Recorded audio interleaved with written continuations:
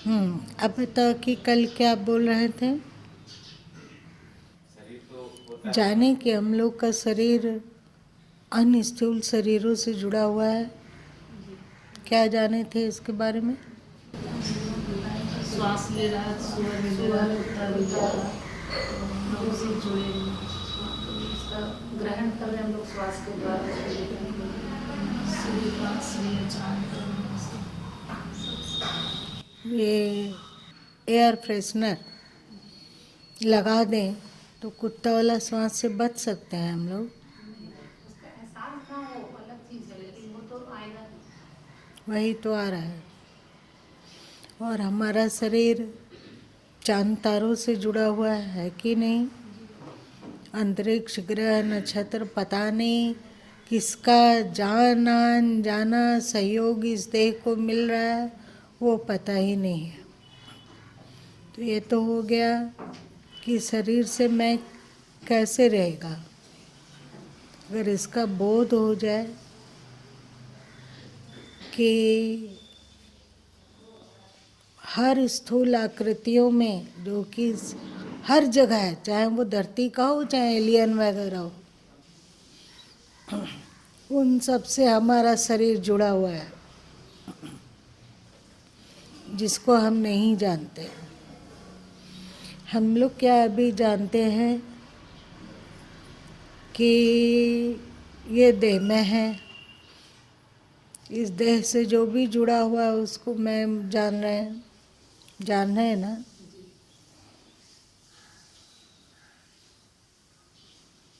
तो ये देह क्या है। इस देह के अंदर जो कुछ भी संयुक्त हुआ है, मिला हुआ है, जैसे हृदय हो गया, फेफड़ा हो गया, किडनी हो गया, नासिका है, कान है, अथवा सभी अंग अवयव, तो जो कुछ है उसमें मेरा मैं है ना, मेरा मैं है। इस देह के भीतर जो कुछ है वो सब मिल के हमारा मैं बना है। तो इस देह के भीतर क्या क्या चीज़ है। बहुत लोगों का ये पथरी वगैरह का ऑपरेशन हुआ होगा, तो क्या वो पथरी भी हम ही है। मेरा ही मैं तो निकला इसी देह से।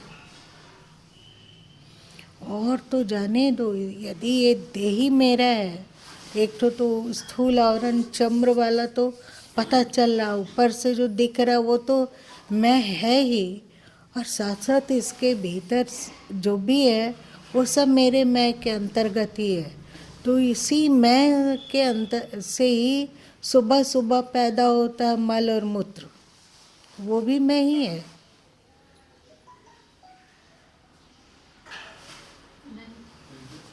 तो फिर है मैं क्या। जो शरीर को मैं मान रहा है उसके लिए बोल रहा है बच्चा। तो क्या ये भी मेरा मैं ही है। जो थूकते हैं, जब तक जीभ के अंदर है तब तक मेरे मैं में सम्मिलित है ना। मैं सम्मिलित है, लेकिन जब उसको थूक दिए तो भी वो खकार जो है वो भी मैं ही है। नाक के भीतर कुछ है तो नाक क्योंकि मेरा मैं का ही एक अंग है ना। तो इस नाक से जो छिनके वो भी मेरा मैं ही है क्या। ये भ्रम भली भांति टूट जाए। जो एक गाना है ना, सब गोलमाल है भाई, सब गोलमाल है। सब गोलमाल लगता है। थोड़ा सा डीपली डूबने पर सब गोलमाल दिखता है। समझ में ही नहीं आता है कि आखिर मैं किसको कहा जाए। ये समझ के अंतर्गत गुरु माँ बोल रहे हैं, तुम्हारे ज्ञान में 3 चीज बताए थे ना, समझ और संकल्प और अभ्यास। तो समझ के अंतर्गत ये बोला है, शरीर को ब्रह्मांड से जुड़ा हुआ देखना और इसका अनुभव करना, इसको समझना पहली कड़ी है। और दूसरी कड़ी है कि हमारा मन ब्रह्मांडीय ऊर्जा से जुड़ जाए। इसके लिए अभ्यास करना होगा। ब्रह्मांड में ऊर्जा है कि नहीं है? तुम्हारे सूक्ष्म शरीर में ऊर्जा है?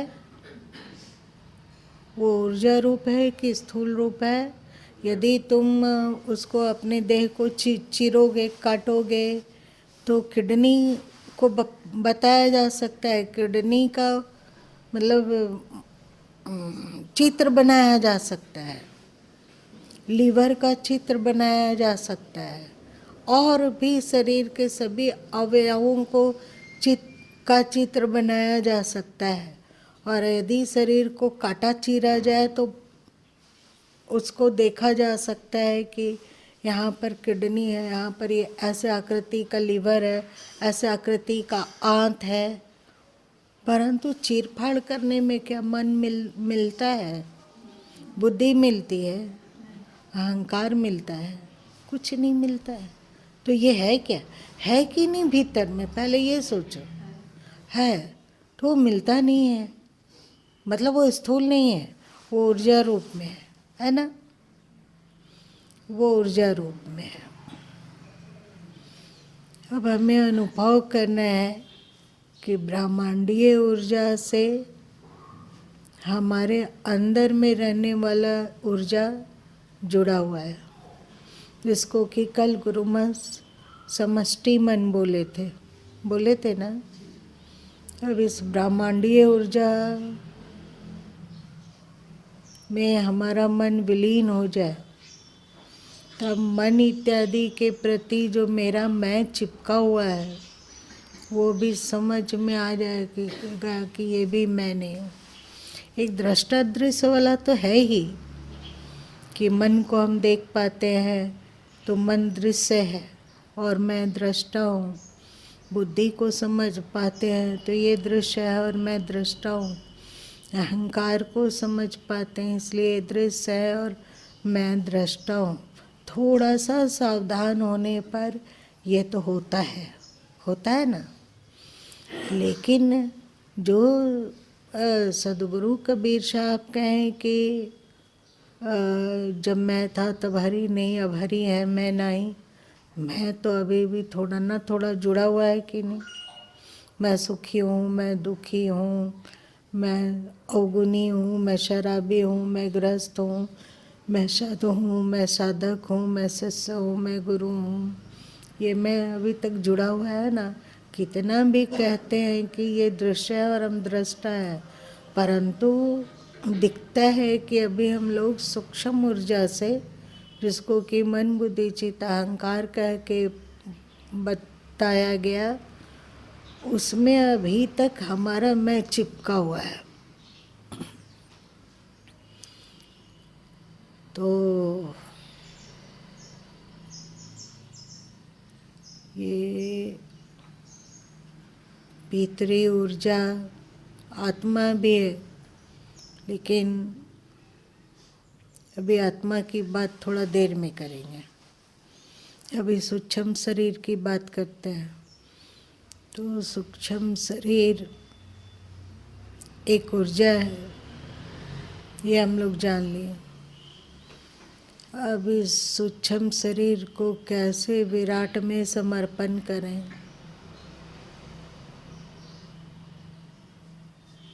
अथवा ये विराट ब्रह्मांडीय ऊर्जा का ही एक इकाई है या अलग से कुछ है? बताओ सोचकर।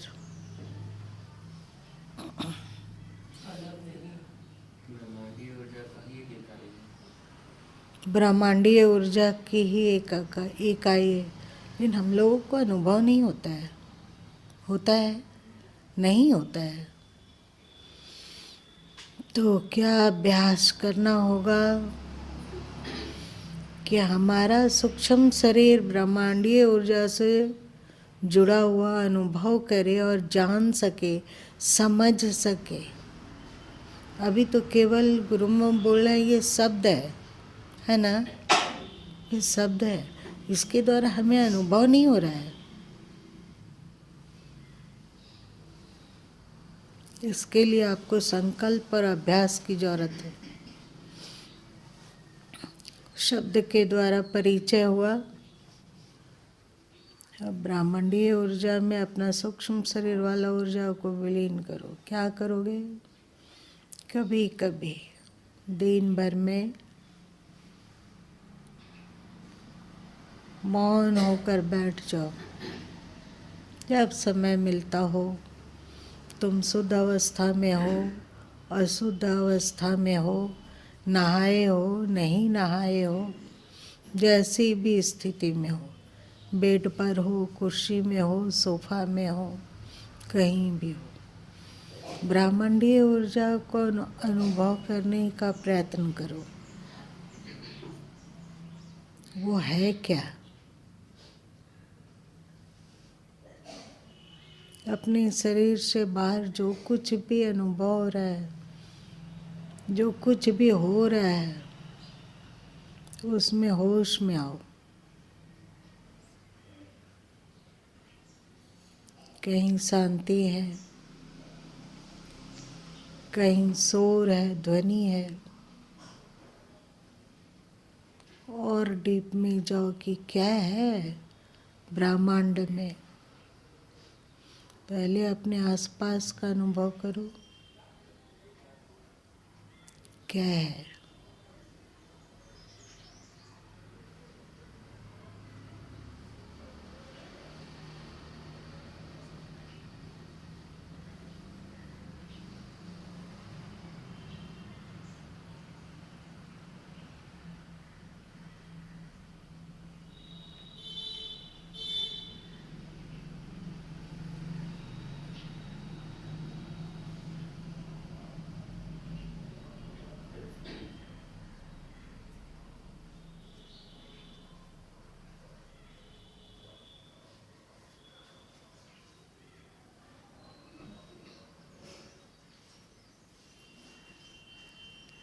क्या अनुभव हुआ?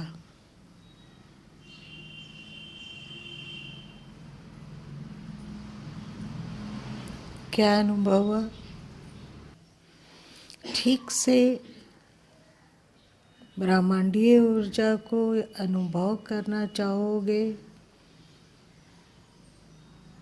तो लगेगा कि बाहर ये सब ध्वनि वगैरह तो अनुभव होगा ही। ये ध्वनि है, अथवा यदि आप सूर्य के पास बैठे हो तो उसकी गर्मी का अनुभव होगा, जो बाहर से आ रहा है उसका अनुभव होगा। लेकिन यदि आप थोड़ा और डीपली जाओ तो पता चलेगा कि बाहर भी केवल शून्य है।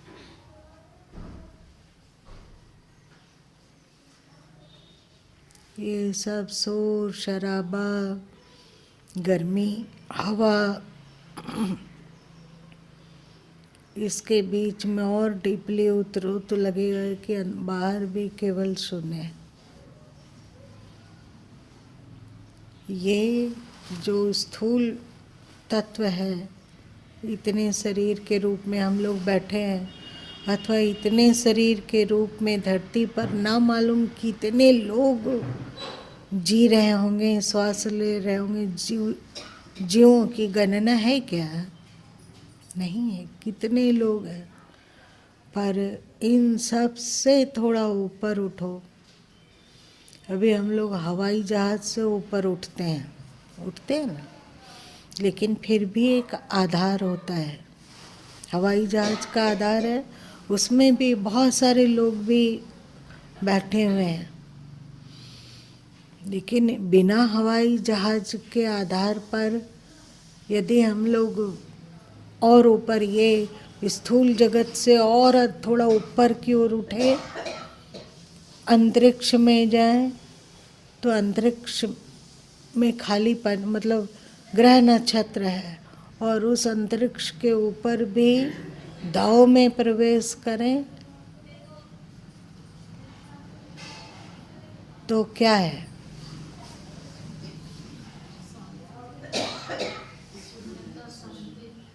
शून्यता, शांति।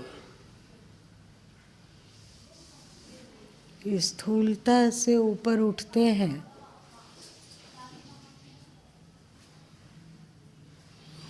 स्थूलता से पूरी तरह ऊपर उठो। यहाँ कोई देह नहीं है, कोई शरीर नहीं है, कोई जीव नहीं है। जब जीव और शरीर ही नहीं है तो मन बुद्धि कहाँ से आएगा? पृथ्वी से भी कोई पृथ्वी नहीं है, कोई जल नहीं है, कोई अग्नि भी नहीं है,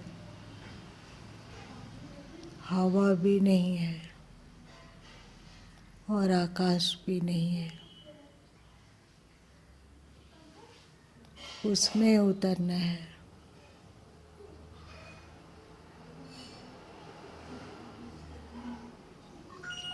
वहाँ क्या है?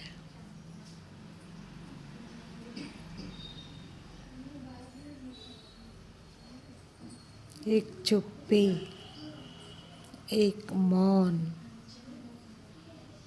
और एक अथोर शांति।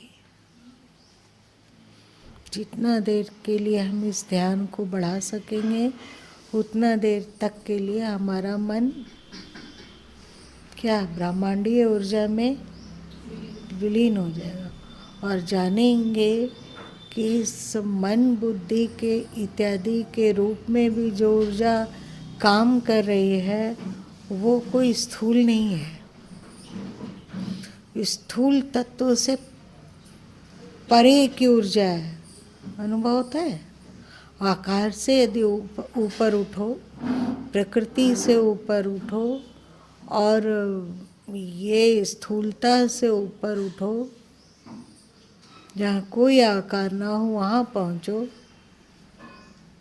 वहाँ क्या है? चुप्पी है। उसका अनुभव करो। वहीं से ये हम लोगों का मन जुड़ा हुआ है वास्तव में।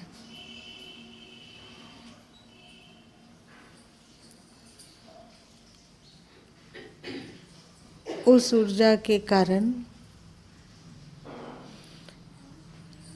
तुम्हारे भीतर का जो मन बुद्धि इत्यादि ऊर्जा है वो वहीं से लिंकेड है। आपको भूख लग रही है, कहीं से तो कहीं ये विचार उत्पन्न हुआ कि आपको भूख लग रही है। ये जानने की क्षमता आपको कौन दिया? ऊर्जा। अगर ऊर्जा ना हो तो क्या आप जान सकेंगे? एक बात और मज़ेदार है जो तुम लोग को बारीक से समझना चाहिए।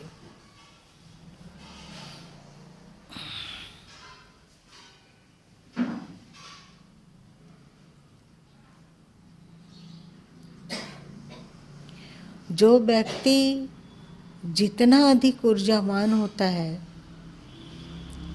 उतना ही उसके आँखों में चमक होता है। एक नवजात शिशु, नवजात तो सोया हुआ रहता है ज़्यादा। 1 साल 2 साल के बच्चे की आँख को झाँको और अपनी आँख को झाँको, दोनों में एक ही समान चमक है कि कम बेसी है? अनुभव है? और जैसे जैसे उम्र बीतता जाता है वैसे वैसे आँख की ऊर्जा ऐसा लगता है कि बुझ रही है। तुम लोग ध्यान दोगे तो पता चलेगा।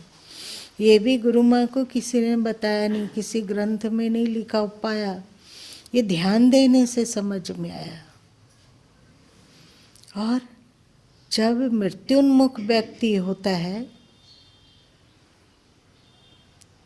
तब उनकी आँखों को देखो तो उसमें ऊर्जा दिखाई देती है। देखा है किसी को?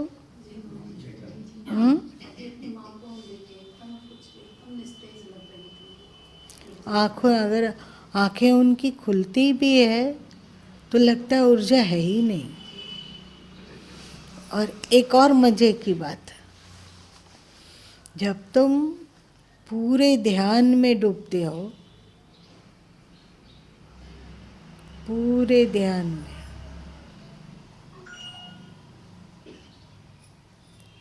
और आंखें भी खुली हो तो पूरे ध्यान में हो, तो भी पता चलता है कि ऊर्जा गुम हो गई है।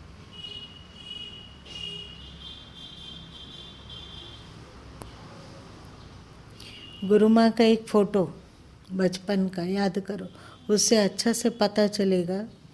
जब गुरु माँ घर में रहा करते थे तो एक दिन छत पर एक छोटा सा हवन किया गया था, तो उस समय जो फोटो खिंचाया हुआ है उसमें आंखें भली भांति आती, क्योंकि उसमें आँखों पर चश्मा नहीं है। देखो, लगेगा जैसे किसी मृत आँखों को झांका जा रहा है। ये क्या है? कैसे हो गया ये? ध्यानी व्यक्ति की आंखें ऊर्जाहीन होना और मृत्युन्मुख व्यक्ति का ऊर्जाहीन होना, ये दोनों हो रहा है। ये कैसे संभव है? कोई सोच कर बताओ। मन के द्वारा अपनी ऊर्जा को समेट के, मतलब शरीर में नहीं उस समय ऊर्जा, वो ब्रह्मांड में या जहाँ ध्यान कर रहे हैं वहाँ उनका ऊर्जा। ध्यानवान छोड़ दो, वास्तव में उनकी ऊर्जा ब्रह्मांडीय ऊर्जा से एक हो गई है, मैं लुप्त हो गया है। एक आकार में अभी तक वे बंधे हुए थे। इस देह के आकार में जो ऊर्जा थी वो ब्रह्मांडीय ऊर्जा में लीन हो गई।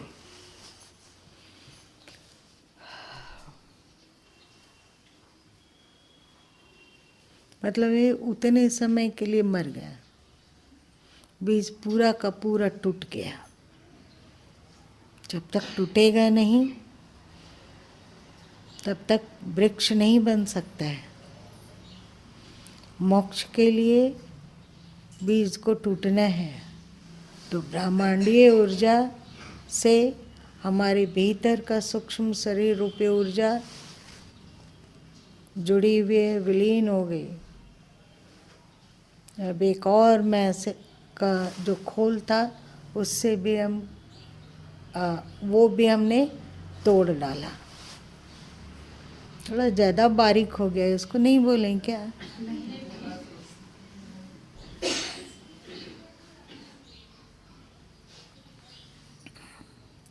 आजकल जो हो रहा है उसको तुम लोग को बताते हैं,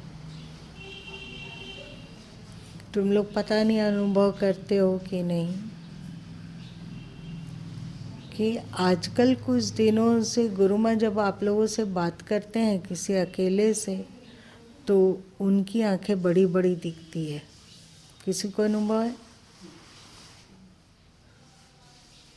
अरे इतने लोग, कैसा लगता है? दीपक, तुम तो बहुत देर तक मेरे साथ रहते हो, तुम बताओ। गुरु माँ का आँख बड़ा ऐसा नहीं, जब किसी से कोई बात करते हो तो स्वाभाविक आंखें नहीं रहती है, थोड़ी बड़ी हो जाती है। अनुभव नहीं किए इतने साथ रहते हुए भी? मतलब ऊर्जा समाहित है, अब उस ऊर्जा को प्रकट करना है, फिर से ब्रह्मांडीय ऊर्जा से लाना है साधक को। आ नहीं रहा है, ऊर्जा अंदर वाली विलीन है ब्रह्मांड में, तो उसको विशेष रूप से ऊर्जावान करने के लिए मतलब जो ब्रह्मांडीय ऊर्जा है उसमें हमारी ऊर्जा जो समाहित हो गई उसको विशेष रूप से ग्रहण करने के लिए, जिससे कि साधक जो साधन में है वो अन्य लोगों से व्यवहार कर सके, बात कर सके, इसकी वे कोशिश कर रहे होते हैं। ये बहुत दिन तक नहीं रहने वाला है, फिर ठीक हो जाएगा।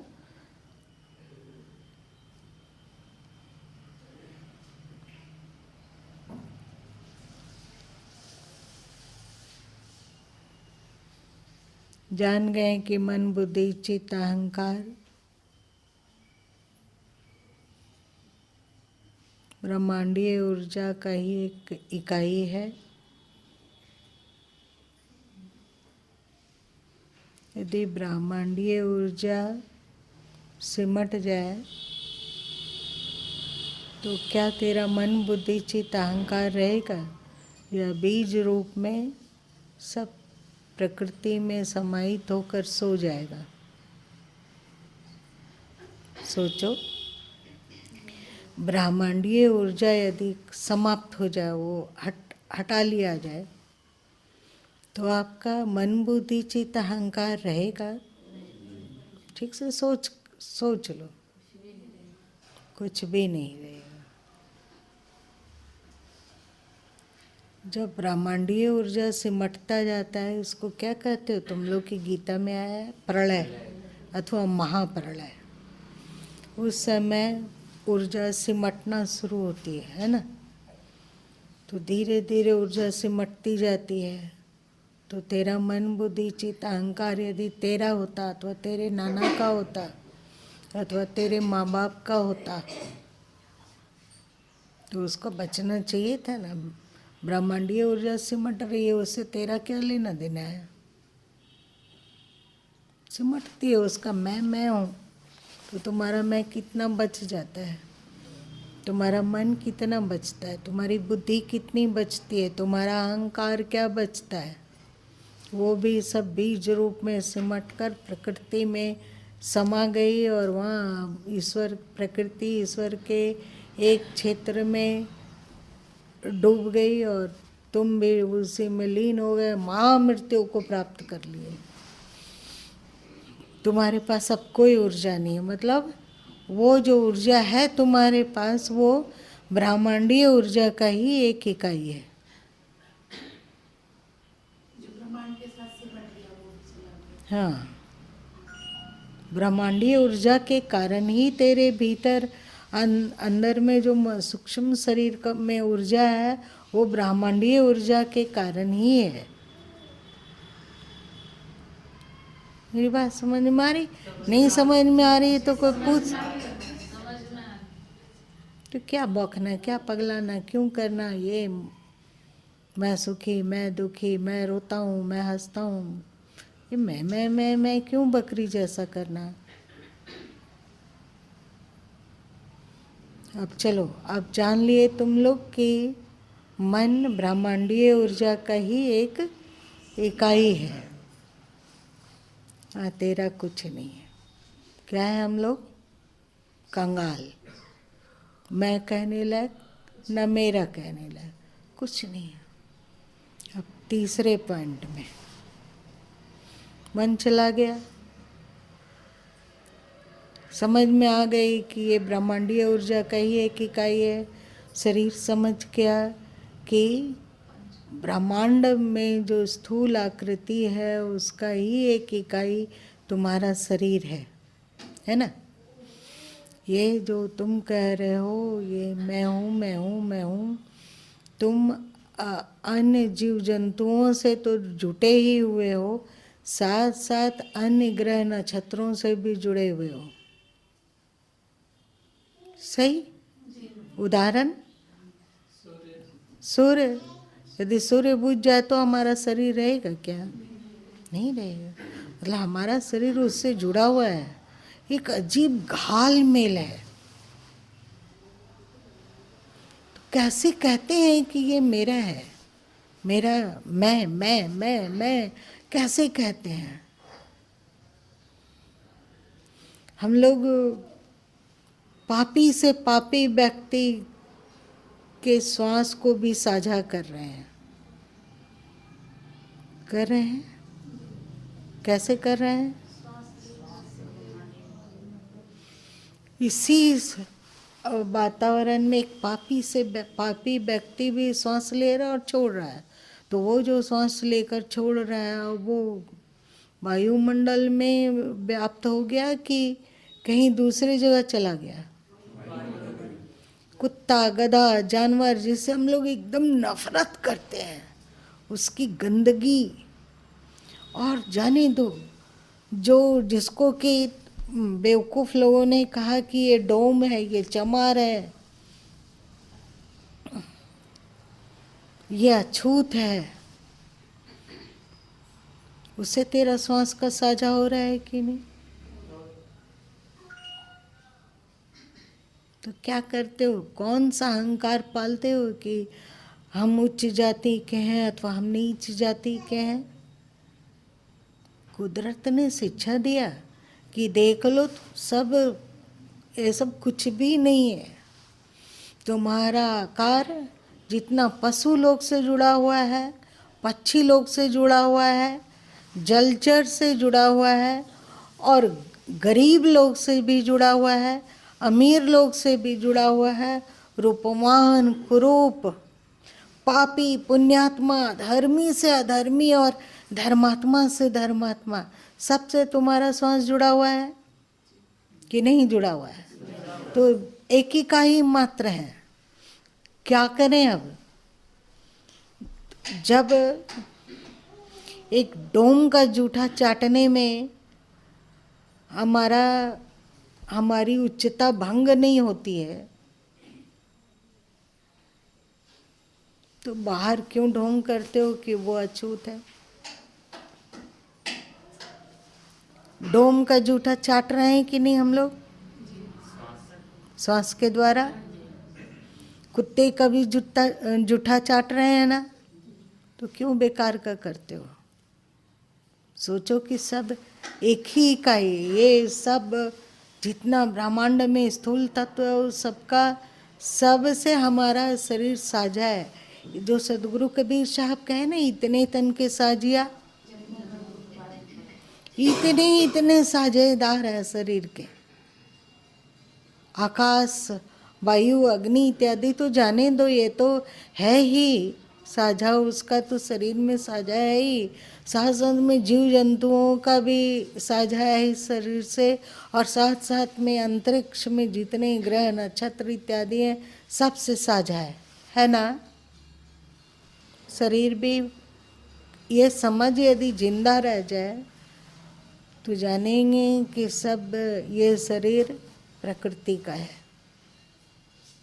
इसमें मैं बोलने का अधिकार हम लोग का नहीं है।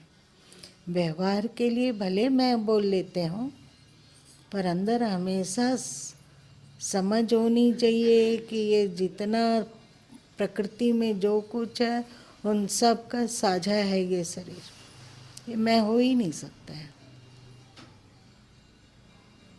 मन भी मैं नहीं हुआ। अब आ जाओ और आगे बढ़ते हैं। एक और मजे की बात है, शायद 9वां अध्याय में है।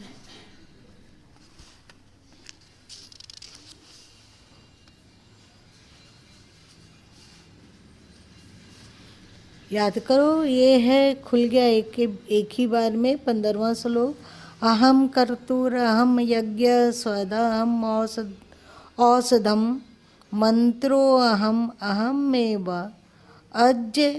अज्यम गृहम हुतम पितामहस्य जगतो माता धाता पितामह वैद्यम पवित्रम ओंकार ऋक्षाम यजुरेव च।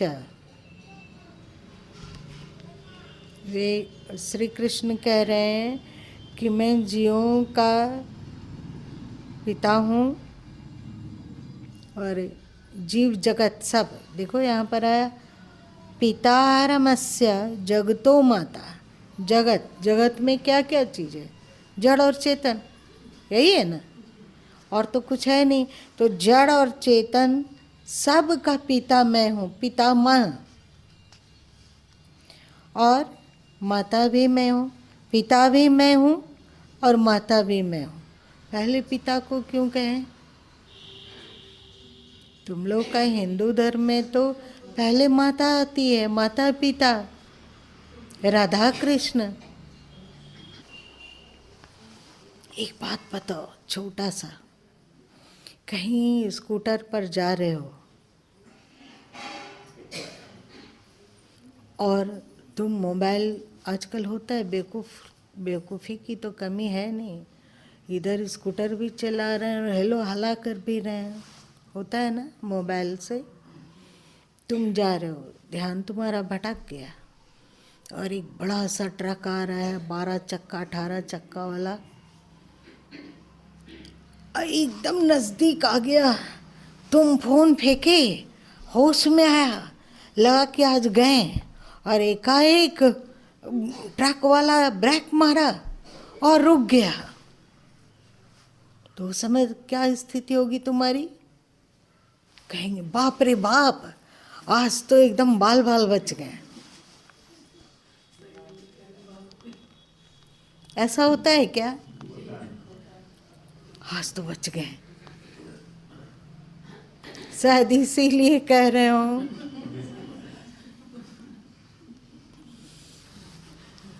फिर माता और अंतिम में बोलते हैं वैद्यम पवित्रम ओंकार ऋक्षाम यजुरेव च। जितने वेद हैं वो भी मैं ही हूँ।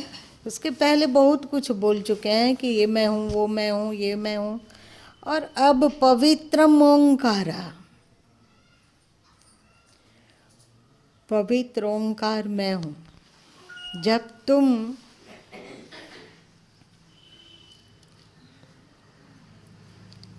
तुम भली भांति समझ गए कि तुम्हारा स्थूल शरीर अन्य स्थूल जगत की एक छोटी सी इकाई है, खत्म, वो मैं नहीं है, और तुम समझ गए कि तुम्हारे भीतर जो मन बुद्धि चित्ताहंकार मतलब सूक्ष्म शरीर का ऊर्जा है, वो ब्रह्मांडीय ऊर्जा का ही एक छोटा सा हिस्सा है, ब्रह्मांडीय ऊर्जा के कारण ही है।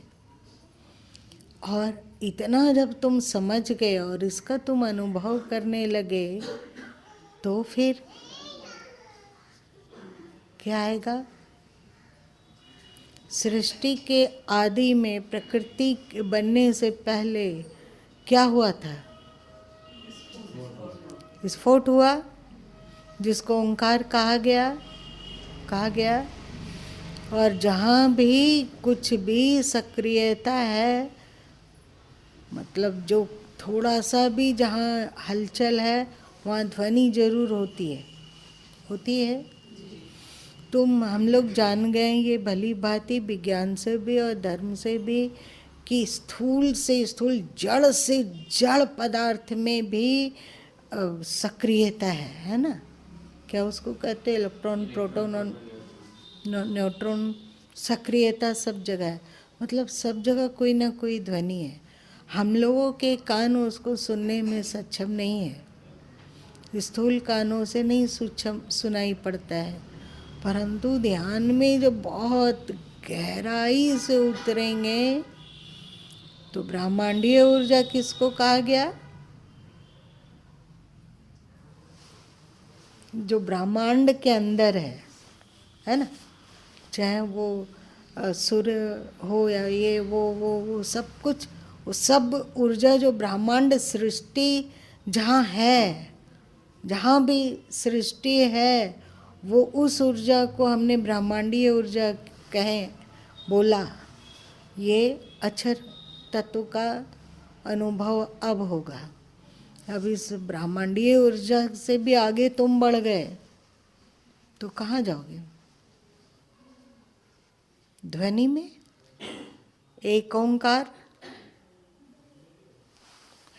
होगा, ओंकार की अनुभूति होने लगी। ओंकार हम लोग अभी तो बोलते हैं ध्यान के पहले ओम अथवा और कुछ, पर ध्यान में बहुत गहराई से डूबने पर ब्रह्मांडीय ऊर्जा को भी लांग कर आगे बढ़ा जाए तो पता चलता है कि ये ओंकार की ध्वनि सर्वव्यापी है।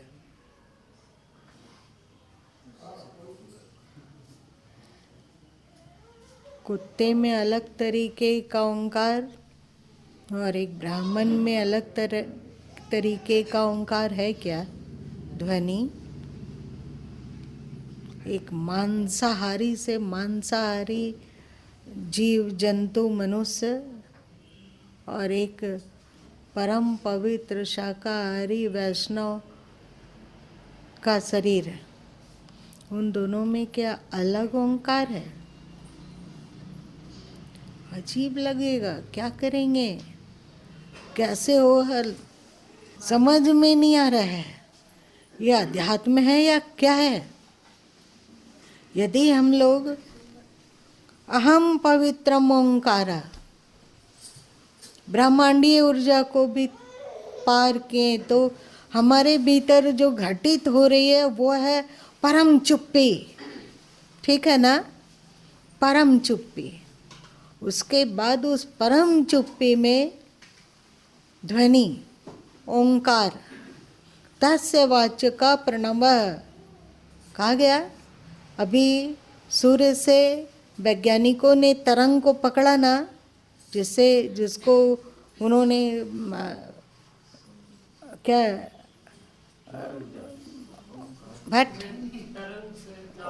नापा गया तो उसमें ध्वनि थी। पृथ्वी में भी ध्वनि है और चांद ग्रह नक्षत्र सब में कुछ ध्वनि है। हम लोगों के भी शरीर के भीतर ध्वनि है और ये जड़ वड़ जितना है सब में ध्वनि है और वही एक ही ध्वनि है, ओंकार। एक ओंकार कर्ता पुरुष जो सिखों में कहा गया। किसको ये मंत्र याद है? जो भी हो, तस्य वाचका प्रणवा। बताओ क्या बचा अब? इस सृष्टि में इतने आकार, इतनी प्रकृति, ग्रह नक्षत्र, सब में तो एक ओंकार ही समाया हुआ है। अगर उस वस्तु से, उस अथवा आदमी से अथवा जानवर से अथवा पशु पक्षी से उस ध्वनि को खींच लिया जाए, उसमें ओंकार ना हो तो ये क्या हो रहा है? क्या तुम लोग सुन रहे हो? ये गुरुमुख बोल क्या रहे हैं? सूर्य से यदि उस ध्वनि को हटा लिया जाए, हट जाए, वो समाप्त। अभी गुरुमुख की आंखें बड़ी है पहले से, देखो यही है। तो हम लोगों ने जाना कि सब जगह सब तरफ केवल एक ओंकार ही व्याप्त है और कुछ भी नहीं है। चाहे हवा पानी, जहाँ आकाश वकाश जो कुछ भी है, दृश्य अदृश्य जगत में केवल एक ओंकार ही है। और ओंकार के बिना इस धरती का अथवा इस ब्रह्मांड का अथवा सभी प्राणी जगत का कोई अस्तित्व नहीं है। वस्तुतः ओंकार ही विभिन्न रूपों में क्रीड़ा कर रहा है। एक ओंकार ईश्वर, एक ईश्वर। रामतीर्थ जी से, स्वामी रामतीर्थ जी से जब थे वे धरती पर, तो उनसे पूछा जाता था कि कभी कोई पूछ देता था कि कितना बजा, तो वे बोलते थे एक। अजीब उनकी आदत थी। शाम हो गया हो, रात हो गई हो, तो भी बोलते थे एक। सुबह हो, 8 बजे का समय हो, कड़कड़ी धूप हो, मतलब 8-9 बजे का सुबह हो, कोई पूछता था कि कितना बजा, तो बोलते थे एक। दिन उनके शिष्य लोग एकदम अकबका गए कि हमारे गुरु महाराज जी को दूसरे लोग क्या समझेंगे, वे तो इन्हें मूर्ख समझेंगे। कि इनको इतना भी पता नहीं है कि अभी 1 नहीं 3 बजा है। शिष्य लोग में खलबली मचने लग गई कि हमारे गुरु की तो बड़ी क्या होगी, हंसाई, जग हंसाई होगी, ये नहीं अच्छा है। तो सबसे से लोग गोल मोल होकर उनको समझाने आया। तुम लोग भी आते हो ना कभी कभी, आते हो कि नहीं? तो वे लोग भी गोल मोल हो के उनके पास समझाने गया और कहा महाराज जी ये तो कम से कम इतना तो होश रखिए कि अभी 3 बजा है, अभी 4 बजा है और अभी 1 बजा, ऐसा बोल देते हैं तो लोग आपको तो धीरे धीरे पागल कहने लग जाएगा। तो उन्होंने कहा कि क्या करूं, अब दिखता है, जान रहा हूं कि 3 में भी वही 1 है, 3 बजा तो भी वही 1 है, 1 दिख रहा है, ओंकार 1 दिख रहा है, और 5 जब बजता है तो भी देखता हूं कि 1 वही है। समझे?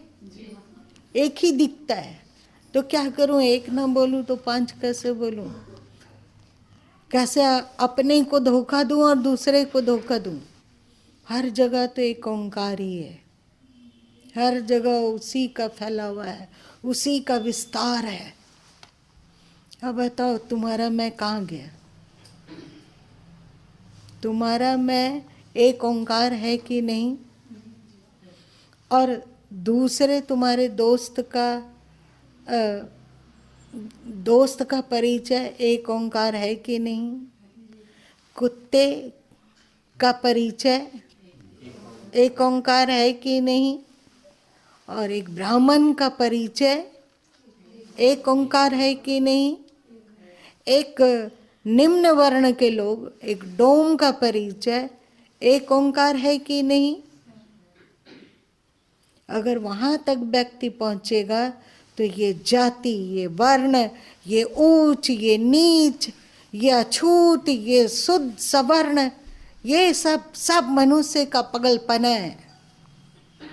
वस्तुतः यहाँ ऐसा कुछ भी नहीं है। गीता के एक श्लोक में आया, वो याद नहीं अध्याय, कि जो चांडाल, गाय, कुत्ते, ब्राह्मण को एक देखता है वही ज्ञानी है। याद आई? ऐसा बोले हैं, ऐसा बोले। वे किस अर्थ में बोल रहे हैं? स्थूल अर्थ में आप चाहें जो कुछ करो, लेकिन ठीक से देखो तो चांडाल में भी वही एक ओंकार ध्वनित हो रहा है, और एक ब्राह्मण में भी, एक कुत्ते में भी, और एक गाय में भी। अब क्या होगा? जो अब तुम्हारे भी, तुम गए काम से, अब यदि तुम जिंदा हो तो सोचो कि तुम जीवत मृतक हो। सदगुरु कबीर साहब कहीं कहीं बोले ना, जीवत मृतक होए रहो, तजो खलक की आस, ऐसा कुछ है ना। तो ये जीवत मृतक, अब तुम्हारा मैं भी गया और सूक्ष्म शरीर भी गया, और तुम्हारी आत्मा कहाँ गई? एक ओंकार में। तुम्हारी आत्मा एक ओंकार में लय होगी। अब तुम बचे क्या? बता तू, अब तेरा क्या होगा?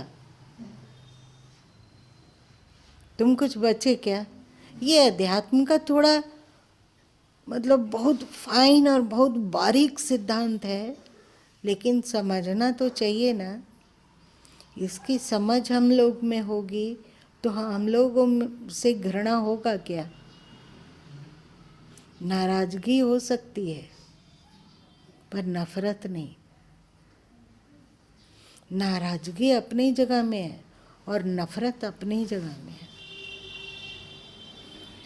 अब मैं खत्म हो गया, जब मैं था तब हरि नहीं, अब हरि है मैं नहीं। प्रेम गलियती सांकरी, तामे दो न समाई। मैं उड़ गया, मैं चला गया, और जैसे ही मैं का बीजा टूटा, वैसे ही मोक्ष का, शांति और आनंद का वृक्ष लहलहा उठा। पूरा टूटा कि बचा हुआ है? समझ में, चलो अभी अनुभव नहीं है, समझ में टूट गया, बचे ही क्या हम? आत्मा तक भी नहीं बचा, बोलो क्या करेंगे? रोने का मन कर रहा है। कुछ नहीं बचे, पूरा बीज टूट गया मैं का। न मैं शरीर, न मैं मन बुद्धि इंद्रियां, और न मैं आत्मा, न मैं जीव, न और कुछ, ये सब कुछ भी नहीं। एक ही अस्तित्व है धरती पर और उसके अतिरिक्त और कुछ नहीं है। एको देवा सर्वभूतेषु गुणा, आया हुआ है ना संस्कृत श्लोक में। और ईशावास्यम इदम सर्वम आया है ना। वो एक ही ईश्वर की सब विभिन्न कर रहा है। भले ही पात्रानुसार इसका व्यवहार किया जाए, परंतु अंदर अंदर समझदारी हो। जैसे एक ही सोने का कड़ा है और तेरे गले का हार है, कान का बुंदा है, उंगलियों की अंगूठी है, अलग अलग जगह में उसको धारण किया जाता है, परंतु जानने वाला ये समझता है कि सब सोना ही है ना। भले अंगूठी को वो गला में तो पहन नहीं सकता है, भले ही वो अंगुली में ही पहने, लेकिन वो जानता है कि नेकलेस भी सोना का है और अंगूठी भी सोना का है, इसमें सोना के अतिरिक्त और कुछ है ही नहीं। वैसे ही सृष्टि में यथोचित व्यवहार करते हुए भी ये समझ हो जाए कि सृष्टि में उसके अतिरिक्त और कुछ है ही नहीं,